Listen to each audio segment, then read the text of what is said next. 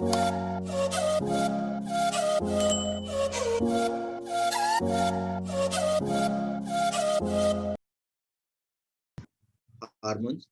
So generally, it is a hormone is secreted by the thyroid. So T3 and T4 they are considered as a thyroid hormone. So apart from that, we studied the substrate which is necessary for the synthesis of this thyroid hormone in the thyroid gland. So the substrate necessary for the synthesis of thyroid hormone is that is thyroglobulin. So that is a protein and iodine. So as a chemistry, this thyroid hormone generally it is called as a uh, iodothyronine. So in simply, it is called as the iodine. So which is combined and form as the iodothyronine. So this thyroglobulin, it is synthesized like other proteins. So that means this thyroglobulin is synthesized by the ribosomes, and then this this this newly synthesized this thyroglobulin, which in the beginning it is as a pre-thyroglobulin, and which contains a sequence that is signal peptide, and when it enters to the rough endoplasmic reticulum, then it removes a signal peptide, and there the additions of carbohydrate, that is the glycosylations, takes place. After that, it enters to the smooth endoplasmic reticulum, and from there it is packed into the vesicle sacs and transport to the Golgi apparatus. And these are released to the colloids, that means the follicles of a thyroid cells, and where the another compound iodine is combined to form as a thyroid gland. And the iodine, which is necessary for a synthesis of a thyroid gland, it is supplied from a diet, and this iodine is uptake by the thyroid gland, and it is released to the this follicular lumen, where this iodine is bind with the tyrosine molecules of thyroglobulin for the synthesis of thyroid hormone. So we have also studied the steps how iodine is bind with the tyrosine molecules of thyroglobulin for the synthesis of thyroid hormone. So in that the different steps are there. So first one step, that is the iodine trapping. So iodine trapping means that is the uptake of iodine from a circulation to the thyroid gland. So the iodine, the source of iodine in a circulation is the from the dietary sources. So the dietary sources from which in which iodine rich is, that is the these seafoods and the plants and vegetables grown from a iodine rich soil. So mostly in these mountainous countries like Nepal, the soil is poor in iodine content, so that to fulfill the to diminize, so to fulfill the iodine requirements of the people of Nepal, the government is supplying this iodinated salt. So that is the salt fortified with the iodine. So the concentrations of the iodine in our body, that is the thyroid gland, it contains a higher concentrations of iodine. So the iodine transport from circulations to the thyroid gland, it is the against the concentration gradient. So for which the energy is required, and this energy is provided by a ATP. And the transport of iodine from lower concentration, that is on the circulations, to the higher concentration, that is onto the thyroid gland. So that is called as a iodine trapping. So iodine trapping. And so after the iodine uptake by a thyroid gland. Now this iodine is oxidized with the help of the enzyme thioperoxidase. So uh, thioperoxidase, and this oxidation is necessary for the activations of the iodine, and only activated iodine can be bound with a phenyl group of tyrosines to form a iodotyrosine, so which is called as the organifications. So when this activated iodine bind with a phenyl group of tyrosines in a structures of thyroglobulins, the conformation change on the primary and the tertiary structures of the thyroglobulin, so which generates the which uh, generates this quinol ether intermediates, so which generates the this linkage called as a quinol ether, and the splitting of this quinol ether linkage, it form a iodothyronine. So and the process is called as a coupling, so which is necessary for the formations of the thyroid hormone T4 and T3. So when this diiodotyrosine, two molecules of diiodotyrosine is coupled, it forms a T4, and when one molecule of monoiodotyrosine with another molecule of diiodotyrosine they couple, they form a T3. Here is the structure how this thyroid hormone is formed. So with the help of these thyroperoxidase enzymes, this iodine is bound with these phenyl groups of a tyrosine molecule. So it form a these iodotyrosines. So these iodotyrosines, they are proximal to each other due to the this secondary and tertiary structure of a thyroglobulin, and which generates the non-enzymatically generates the quinol ether intermediates. And finally, this quinol ether intermediates is splits, and so this iodine molecule from one molecule is bound with another molecule to form as a iodothyronine, so which is the hormone, thyroid hormone. So after cleavage of these iodothyronine molecules from this thyroglobulin, it forms as a thyroid hormone T4 or T3. So storage of a thyroid hormone. So this thyroid gland is the only one endocrine gland, so which is able to store appreciable amounts of hormone. So that's why if the person is not taking continuously the iodine, also the deficiency of iodine, that means the diminished synthesis of thyroid hormone is not seen immediately. So each molecule of this thyroglobulin contains 6 to 8 T4 residues. So the ratio of T3 to T4 in thyroglobulin is usually around 1:10. So generally during a storage, during a synthesis of this thyroid hormone in a thyroid gland, so usually it synthesized more amounts of T4 than T3. And this T3 and T4 in a thyroglobulin, they are generally stored in a collide in the thyroid acini, so lumen of this follicular cell, and can be stored for several months. So this is the figure which describe the biosynthesis of these thyroid hormones in a thyroid gland and releasing of thyroid hormones to the circulation.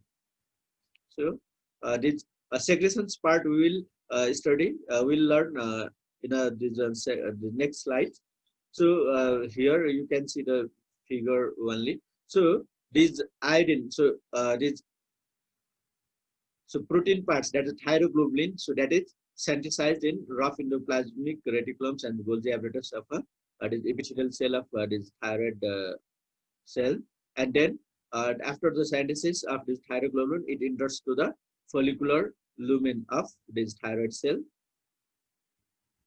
And similarly, this iodine, so which is present in circulations with the help of this sodium ion importers. So that is the this carrier proteins. This iodine is uptake by the thyroid cells. So which is called as a trapping of iodine. And after that, so this takes place in the basement membrane, and this apical membrane, the another carrier protein is there, which is named as the pendrin. And with the help of this pendrin, this iodine, which is uptake by the thyroid cell, it is transported to the follicular lumen of the thyroid cell. So this on follicular lumen, this iodine is oxidized to form an active iodine, and this active iodine in presence of this same enzyme, that is thioperoxidase enzymes, it is bound with a thyroglobulin, and on thyroglobulin it bind with a phenyl ring of a tyrosines. So to form a this monoiodotyrosine or diiodotyrosine. So this the combinations of these monoiodotyrosines and diiodotyrosines, so they forms a T3. So when two molecules of DIT they combine, then it forms a T4. And not all MIT and DIT they couple to form a T3 and T4. Some amounts of these monoiodotyrosines and diiodotyrosines they remaining as so MIT or DIT in a thyroglobulin itself also. So in the form of this mixed compound, so that is a T3, T4, DIT, MIT, so they are stored in a follicular lumen.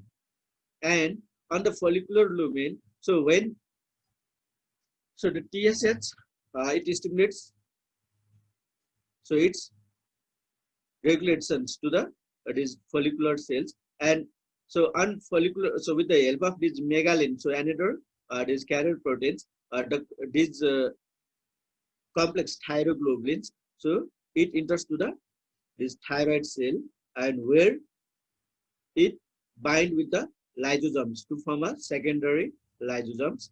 And we know that lysosome it contains a number of hydrolase enzymes, so that contains proteolytic enzymes also. And these proteolytic enzymes, so they are responsible for the degradations of this thyroglobulin, so which releases the proteins into the this free T3, T4, so DIT, MIT molecules, and as well as the amino acids. So after that, these T3 and T4 they are released into the circulations. So we'll learn this in a detail, the secretions of hormones. So secretions from colloid store in a lumen of follicle involve the following steps. So first one is the endocytosis. So the process is facilitated by a thyroglobulin receptor called as a megalin. So colloids, so which contains a thyroglobulin molecules. So it is called as a colloid droplets. So these colloid droplets enter the cytoplasm by pinocytosis. So with the formations of reabsorptions like unique, so which moves through the cytoplasm toward the basal membrane.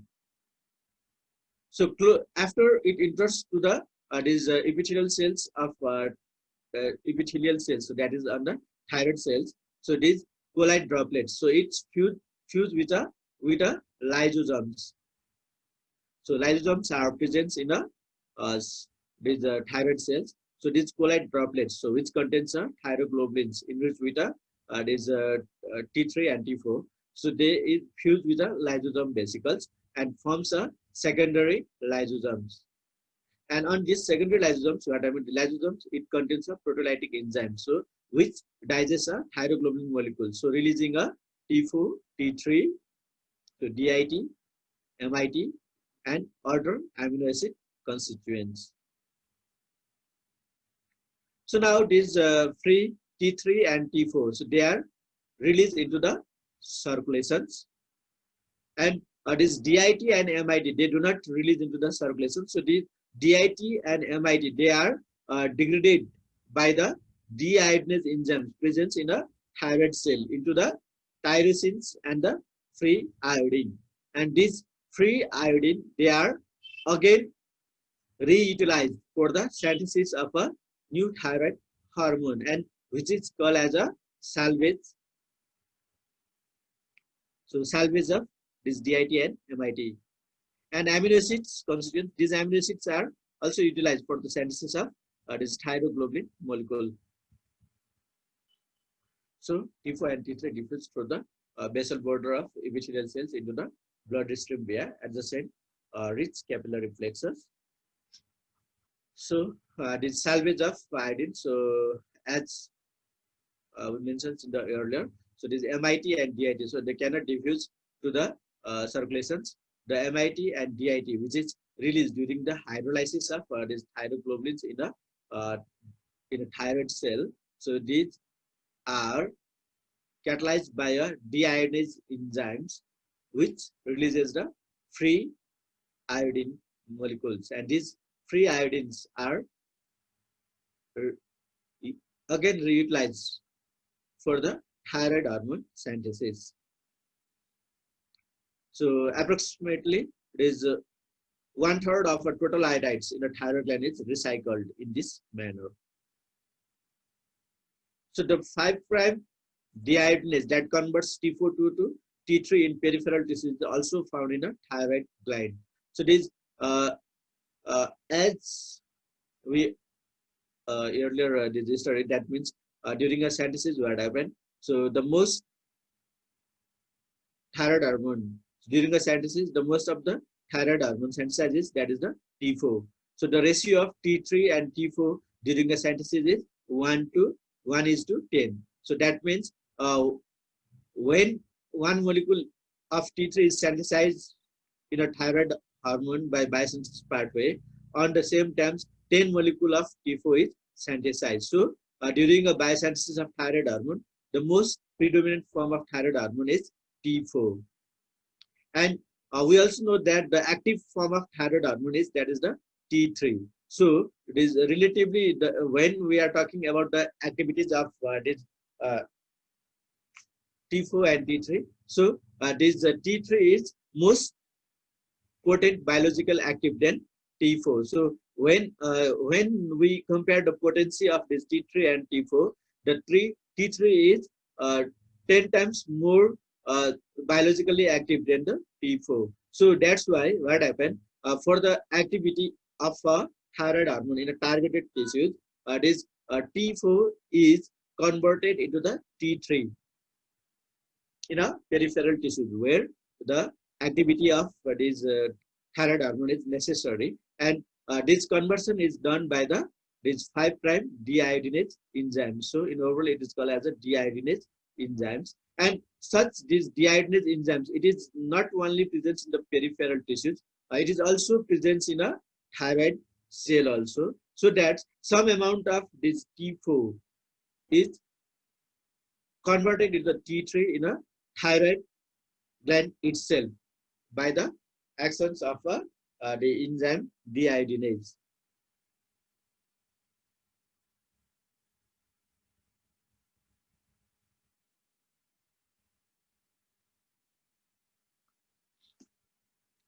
So when there is iodide deficiency and in various hyperthyroid state, the activity of this enzyme increases the amount of T3 secreted by the gland, so increasing the metabolic efficiency of hormone synthesis. So this 5' deiodinase enzyme activity in the thyroid gland is increased during a iodide deficiency and various hyperthyroid state. So that's why the concentrations, the amount of T3 secreted by the gland is increased. So during a increasing metabolic efficiency of hormone synthesis. So these thyroid thiocarbamide. So these are the drug which inhibits the thioperoxidase enzymes, and this thioperoxidase enzyme is necessary for the oxidations and the organifications of organifications steps during a thyroid hormone synthesis. So these thiocarbamide drugs like this propyl thiouracil, so it also inhibits the peripheral 5' So 5 prime monodeiodinase, which converts T4 to the T3 in a peripheral tissues. So apart from these thiocarmide drugs, so they inhibits the thioperoxidase, but this propyl thiouracil. So it also inhibits the peripheral 5 prime deiodinase enzymes, so which is responsible for a conversion of T4 to T3. So other these thiocarmide drugs like these metimazoles, carbamimazoles, so they only inhibits the thioperoxidase. They are not able to inhibit the these 5 prime deiodinase enzymes. So only propyl thiouracils that can inhibit peripheral 5 prime deiodinase enzymes along with the thioperoxidase of a thyroid hormone synthesis. So another thing is when the person when we supply the excess iodine to the normal individuals, it can inhibit the organifications and the thyroid hormone synthesis. So that means when there is the excess iodine is present, then it can inhibit the organifications and thyroid hormone synthesis. And this phenomenon is called as a Wolff-Chaikoat effects. And this type of effect is the temporary only. And later on, what happens? The synthesis will be increased. So that is the reason. So when we supply a continuous supplementations of higher concentrations of iodine, it causes a hyperthyroidism. Though in a temporarily or initial the excess iodine, it can inhibit the this thyroid hormone synthesis, but later on what happen, it do not inhibit. So that's why the excess iodine will cause a excess synthesis of thyroid hormones that lead to the hyperthyroidism. Now regulation. So regulations of this one thyroid hormone synthesis. So we know that these thyroid hormones, they are synthesized by a in a thyroid gland, and all the steps of this thyroid hormone biosynthesis, that is stimulated by a TSH. So TSH, which is synthesized by a anterior pituitary gland, and the regulations of these secretions of this TSH is controlled by the thyroid hormone itself. So the circulatory, that's free thyroid hormones, they regulates by the feedback regulations. That means, so when there is a high concentrations of this free this T3 and T4 hormone in the circulations, they inhibits the secretions of TRH from hypothalamus, and which in turn it inhibits the secretions of TSH. So that's why what happened, when there is a decreased TSH secretions, then this thyroid gland is unable to synthesize the thyroid hormones. So this T3 and T4.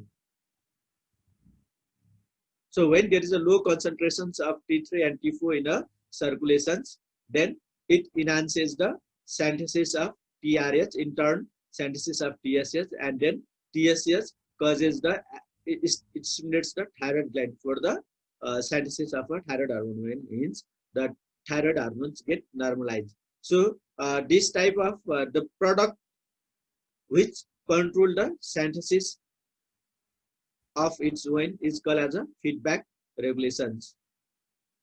So this here, this T3 and T4, they regulates the synthesis of thyroid hormone by a feedback mechanism. So that means when there is a excess T3 and T4 in a circulations, it inhibits the synthesis of thyroid hormones from thyroid gland, and when there is a low concentrations of T3 and T4, it stimulates the synthesis of thyroid hormone from a thyroid gland. So apart from these feedback regulations, it is the synthesis of this the thyroid hormone is also increased by cold and stress through hypothalamus. So transport of thyroid hormones. So these thyroid hormones, they are lipophilic in nature, so lipid soluble.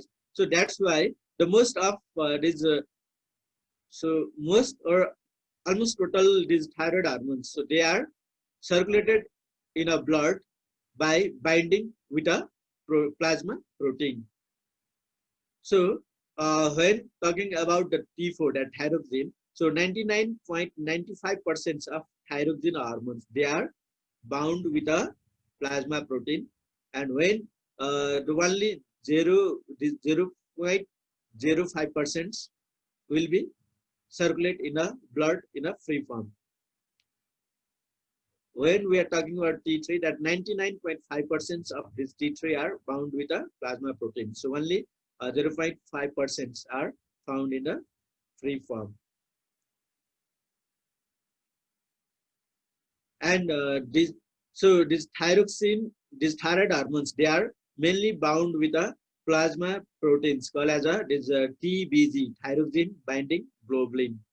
So around 70 to 80% of these thyroid hormones, T3 and T4, they are bind with a thyroxine binding globulin, which is also called as a TBG. So TBG means that is the thyroxine binding globulin. So around this 10% of the thyroid hormones, they are bind with another plasma protein called as a thyroxine binding prealbumin. So the affinity of binding protein for T3 is around 10 times higher than for T4. So some amounts of these thyroid hormones, they also bind with albumin.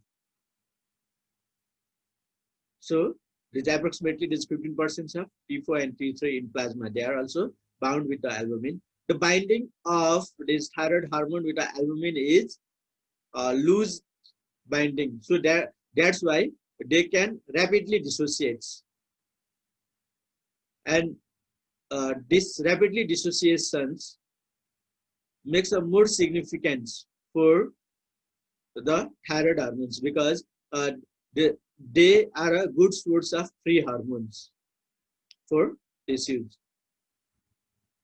So the thyroid hormones, which is bind with albumin, so they can be the good source of free hormones for tissues, because the binding of these thyroid hormones with albumin is a loose binding, so that they can rapidly dissociate and they can release in the free form.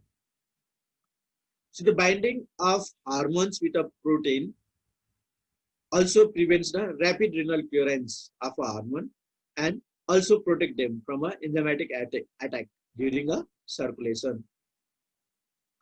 So the concentrations of T4 in plasma is around 8 microgram per deciliter. So which is near to approximately that is 100 nanomole per liter.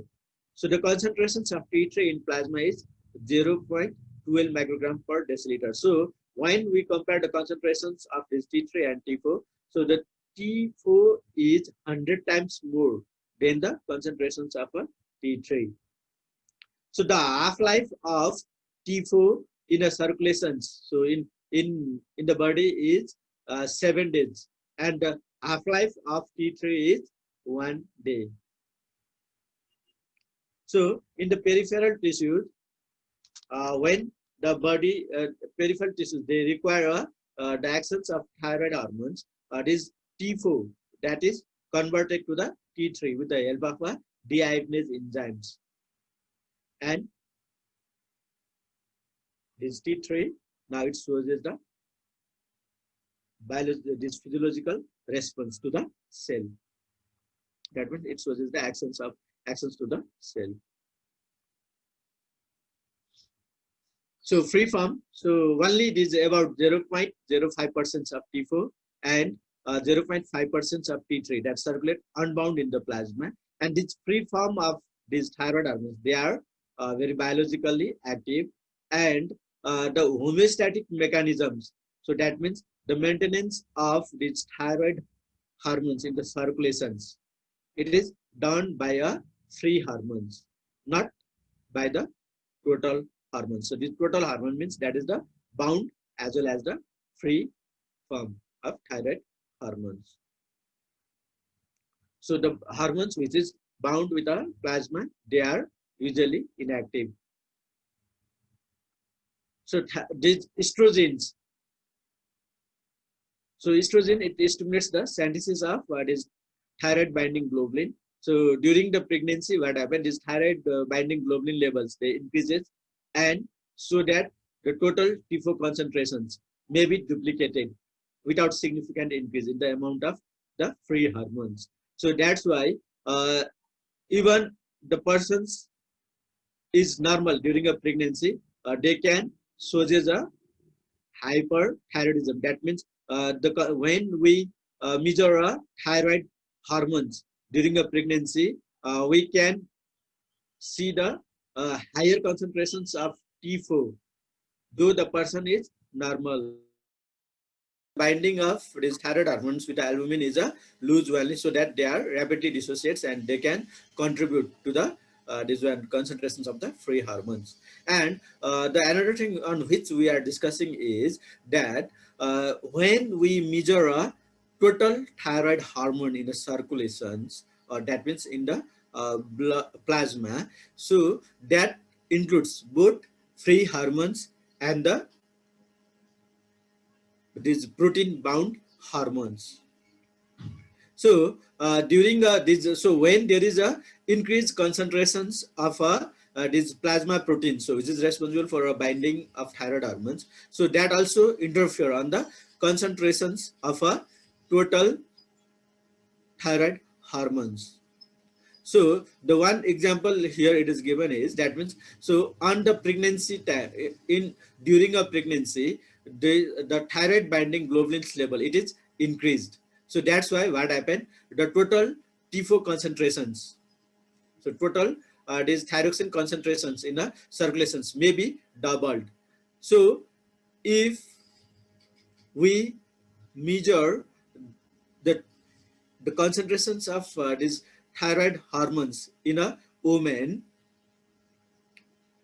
so without knowing the history of pregnancy, then what happens, we can get a false positive, that means false hyperthyroidism results. Even the person is though the person is not in a hyperthyroidismic state, but due to the increasing of TVG, this thyroxine binding globulin, so it may shows the hyperthyroidism. This one we already studied. So the half-life for T4 in plasma is approximately 7 days, and for the half-life of T3 in is 1 day. So metabolism and excretions. So the utilizations of this thyroid hormone in a peripheral tissues, it is generally due to the presence of this deiodinase enzyme. So this for the most potent is biologically active thyroid hormones. So this thyroxine hormone T4 should be converted to the T3, and in peripheral tissues, so they contains a deiodinase enzymes, so which is responsible for a conversions of this T4 to the T3. So while talking about these deiodinase enzymes, so in a peripheral tissues we can found generally three types of deiodinase enzymes. So type 1, these deiodinase enzymes, so which is the most abundant form of deiodinase enzymes, and this deiodinase enzymes is responsible for a conversions of T4 to the T3. And this deiodinase enzymes, the type 1 deiodinase enzymes, it is predominantly found in liver and kidney, and it is also found in the in a lesser amounts in a skeletal muscles and in cardiac muscles and in the other tissues. And the activity of these deiodinase enzymes is high in case of hyperthyroidism, and low in case of hypothyroidism. And next one, that is a type 2 deiodinase enzymes. And this type 2 deiodinase enzymes, it also converts a T4 into the T3. And this type 2 deiodinase enzymes is mostly predominant in a brain and pituitary gland.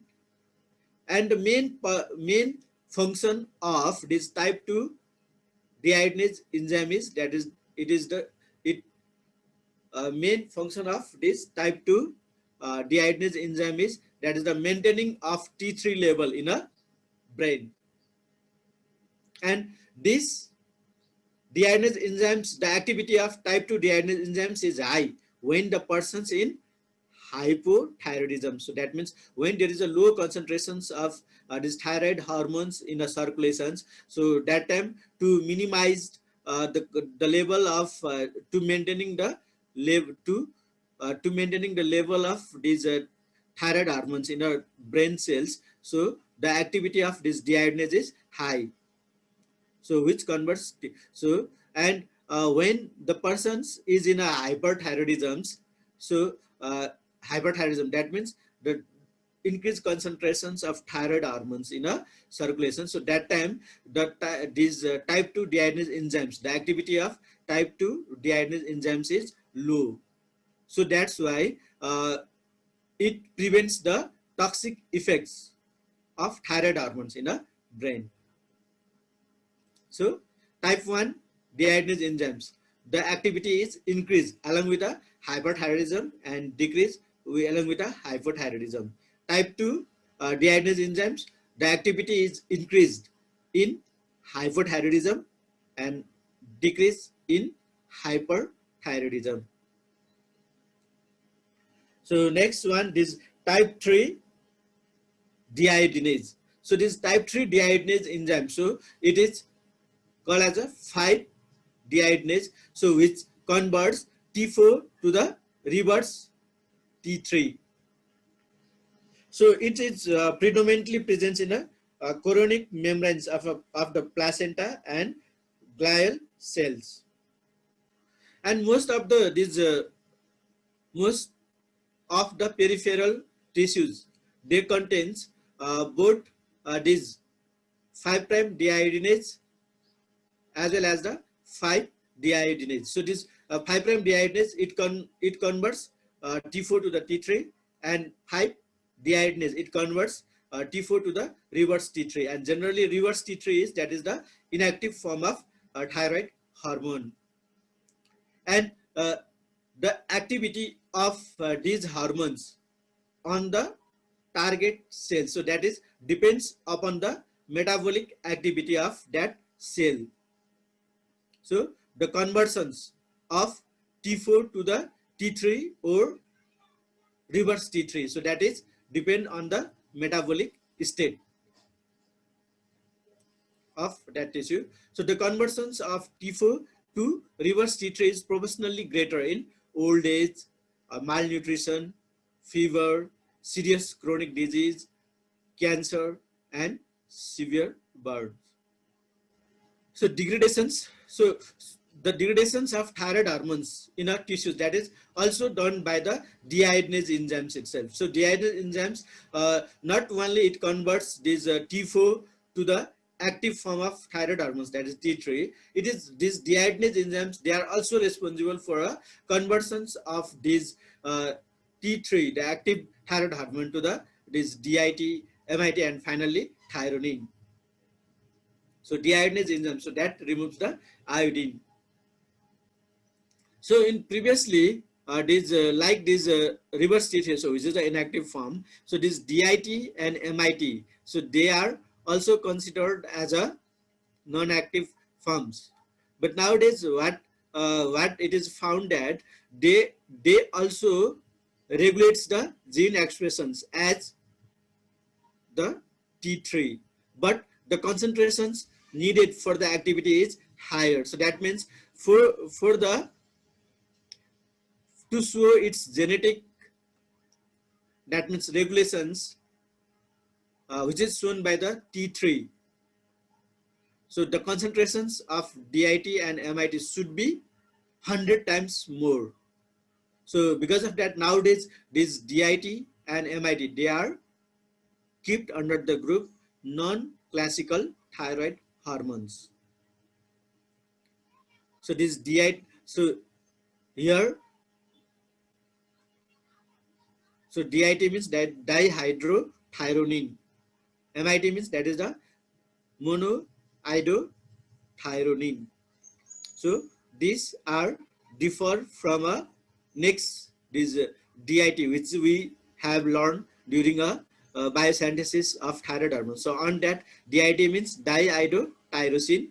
Here it is a diiodothyronin. So diiodothyronin, monoiodothyronin, and finally it's come to the thyronin, and then it is excreted. So apart from these deiodinations, these degradations is also done by the decarboxylations. So these these thyroid hormones, they are converted to the inactive forms, that is a tetraiodothyroacetic acid and triiodothyroacetic acid. So by means of decarboxylations and deaminations, and this this thyroacetic acid and triiodothyroacetic acid, they are excreted from the body. So apart from that, this thyroid hormone is also excreted by via the conjugations reaction. So this thyroid hormone, they are conjugated with a glucuronic acids and sulfates, and then it is excreted via the bile and via the stool. They are excreted from the body. So the excretions of these thyroid hormones, it is mainly in feces, so with a small amounts appear in the urine also. So now this mechanism of actions of thyroid hormones. So these thyroid hormones, so they are lipophilic in nature, so that's why the most of these thyroid hormones, they can be entered to the cell via the diffusion, and they are mainly facilitated via the mainly by the facilitated transport. And these thyroid hormones, they directly enter to the nucleus, and on nucleus there are two specific receptors are present for the this thyroid hormone. So they are called as a alpha and beta receptors, and these alpha receptors are predominant in brain, and beta receptors are predominant in liver. And these receptors, when they are present in the nucleus, so they form a homodimer or heterodimer with another receptor protein called as a retinoid receptor. And this retinoid receptor, they are generally, it is attached to the response element in a DNA and to a co-repressor that depresses gene transcriptions. So when these thyroid hormones, they bind with these receptors, then the conformations of this retinoid receptor takes place, and that conformations that remove the co-repressors from a responsive elements. So that's why it regulates or it enhances the gene transcriptions.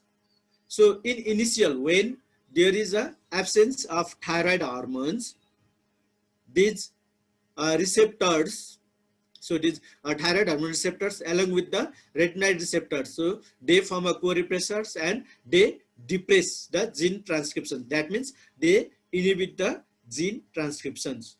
When the thyroid hormones, it bind with its these thyroid hormone receptors, now it removes the co-repressors from retinoid receptors, and then it stimulates the gene transcription. So the main function, main actions of thyroid hormone is exerted via the regulations, that is the stimulations of gene transcriptions. Apart from that, this thyroid hormone, they can also shows the actions via the non-genomic way. That means that is not involving in a gene transcription. So generally these thyroid hormones, they can show its actions by interactions with the enzymes like these calcium ATPase enzymes. And apart from that, this glucose, they can bind with the glucose transporters, mitochondrial and membrane proteins for the showing the actions to the cell. So actions of this thyroid hormone. So the actions thyroid hormones, partially it affects the almost all tissue of the body. So generally it shows reaction via the expressions, the gene expressions on the target cell. and it shows the stimulations of cell growth. So increase in sodium, potassium, ATPase activity on the cell, and it increases the oxygen consumptions by the cell, and increases the utilizations of this carbohydrate, protein, and lipids on that cell. And apart from that, it also stimulates the cholesterol and LDL receptor synthesis, so which results in the more cholesterol being taken up from plasma. So that's why, so in hyperthyroidism, there is a low cholesterol level in the plasma, and in this, so hypothyroidism, it is associated with a hypercholesterolemia. So hyperthyroidism, hypercholesterolemia, hypothyroidism, hypothyroidism, hypercholesterolemia. So cholesterol concentration is increase in hypothyroidism and decrease in hyperthyroidism. So functions of thyroid hormone.